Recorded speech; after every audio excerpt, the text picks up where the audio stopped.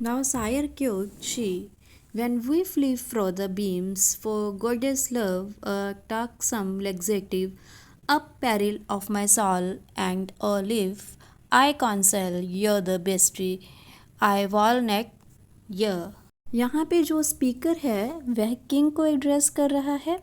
सायर का मतलब होता है किंग।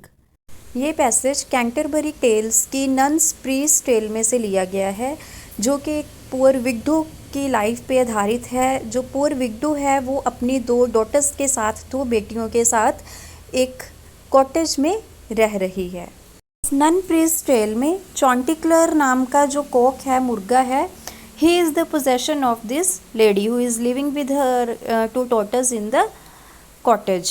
और वो जो मुर्गा है वो अति सुंदर है, उसे इस धरती पे सबसे among the roosters he is considered the most beautiful rooster on the earth। मतलब इस प्लैनेट पे, अर्थ प्लैनेट पे इस चॉन्टिक्लेयर मुर्गे को सबसे सुंदर माना गया है। जो इस कहानी का मेन, इस टेल्स में जो मेन बात को फोकस किया जा रहा है वो है चॉन्टिक्लेयर मुर्गे की ब्यूटी, सुंदरता। तो स्टूडेंट्स, आगे बढ़ने से पहले हम ये पहले डिस्कस कर लें कि ये जो स्टैंजा है ये ब्रिटिश पोइट्री की जो 2024 जुलाई के लिए जो असाइनमेंट है उसमें से, मतलब उसका फर्स्ट क्वेश्चन का ये फर्स्ट पार्ट है।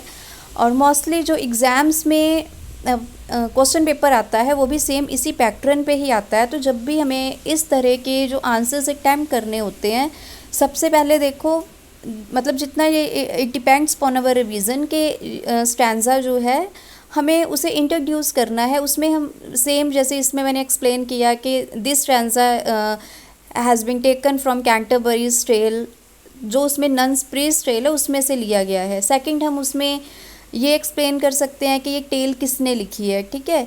तो उसके बाद फिर हम स्टेप बाय स्टेप लाइन को एनालाइज करते हैं। तो यही एक राइट मेथड है आंसर को, दिस काइंड ऑफ क्वेश्चंस को अटेम्प्ट करने का। She said, pay no attention to your dreams. Now when we fly down from the rafters this morning, take a laxative for the love of God and purge your body of whatever it is that gives you those nightmares. I swear to God, I am yours trying to help you। यहाँ पे speaker जो है वो advice कर रहा है laxative लेने के लिए। यहाँ पे आप देखो अपने उसमें स्टैंजा में पढ़ सकते हैं, fly down from the rafters this morning take a laxative. तो लैक्सेटिव एक रेमेडी है, दवाई है, जो बीमारी, जो मतलब जो भी इलनेस है उसे दूर करने के लिए। तो इलनेस को यहाँ पे क्या कहा गया है? Cupids arrows. क्यूपिड्स एरोस मतलब जो लव, डिज़ायर, इसे सिम्बोलाइज कर रहे हैं।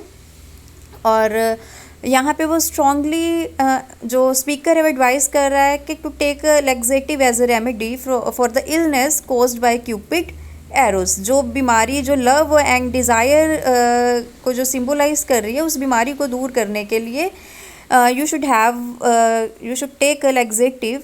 एंड शी एम्फेसाइजेज, और साथ में वो क्या एम्फेसाइज किस बात पे कर रही है? The urgency of her advice. वो कह रही है कि इस टाइम पे मेरी जो एडवाइस है, जो मैं कहना चाह रही हूँ, ये बहुत ही ज़रूरी है। इस बात, सारी और बातों को छोड़कर मेरी एडवाइस पे ध्यान दिया जाए।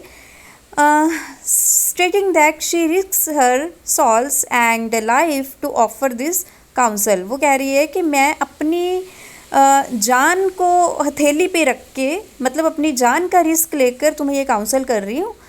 तो स्टैंजा में you can see here flee fro the beams. तो फ्ली फ्रो द बीम्स क्या, what does it mean? Escaping from Cupid's arrows. Flee का मतलब होता है भागना। मतलब जब भी हमें कोई डेंजर या कुछ फियर, किसी तरह की मतलब किसी तरह का हमें डेंजर दिख रहा है, तो उस चीज़ से खुद की जान बचाकर भागना। तो इस टाइम पे वो इसे चॉन्टिक्लेयर को यही एडवाइस कर रही है कि you should flee from the beams. तो तुम्हें अपनी जान बचाकर इस टाइम पे भाग जाना चाहिए। तो Cupid's arrows symbolise love and desire. ठीक है। तो the imagery of taking laxative suggesting a desire to rid oneself of the unwanted effects of love. तो बीमारी को यहाँ पे क्या नाम, मतलब जो बीमारी कहा गया है वो किस तरह की है, लव एंड डिज़ायर की। तो इस स्टैंजे को इसी तरह से ही एक्सप्लेन किया गया है पोइट्री लैंग्वेज में। और हाँ, लास्ट में मैं ये बात डिस्कस करना चाहूँगी कि इन कैंटरबरी टेल्स का जो राइटर है, किसने लिखा है, जॉफ्री चॉसर। और ये स्टैंजा लिया गया है द नन्स प्रीस्ट टेल में से। Thank you.